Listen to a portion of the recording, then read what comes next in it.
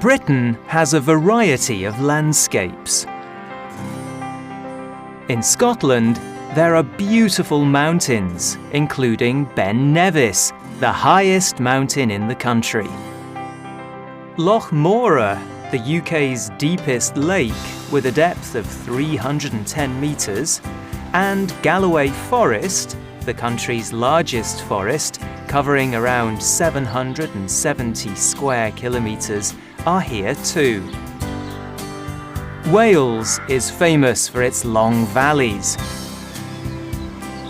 And England has the beautiful Lake District in the north and long sandy beaches on the east coast and in the south.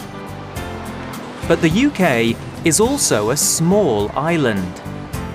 While there are winding rivers, including the Thames, which flows through London, and narrow streams, there are no deserts or volcanoes. So when British people think of a remote and dangerous landscape, they often think of Moorland, a hilly and rocky landscape that is usually very, very wet. There are small, shallow streams, but no big rivers. And although the area is hilly, there are no steep valleys to stop the wind. So it is often cold, dark, and empty. But it's beautiful too. Dartmoor is a famous area of moorland in Devon, in the southwest of England. It covers 954 square kilometres, but almost nobody lives here. There are few roads or farms where people live, but there are the ruins of small stone huts and caves. People built these when they were living here thousands of years ago.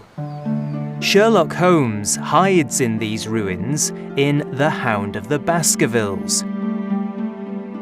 In Conan Doyle's famous tale, the area of Dartmoor is a major character.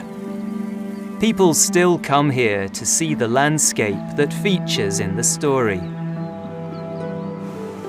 Yorkshire, in the north, is also famous for its moorland. Although not many people live here, the moors are very popular with tourists. They come for the beautiful scenery, rare plants, and wonderful views. This landscape is also an important part of British culture and literature. The author Emily Bronte made the moors famous in her novel Wuthering Heights. She often came here while she was writing, and many of the story's locations are on or near the moors. The landscape is also a symbol of the wild nature of the characters. Of course, not all of the UK's natural landscape is wild or dangerous. The Lake District isn't far from the moors, but it's very different. Some of the UK's highest mountains and biggest lakes are here. The scenery is incredible, and over 12 million tourists visit the Lake District every year. Like the moors, it's also an inspiring place for artists and writers.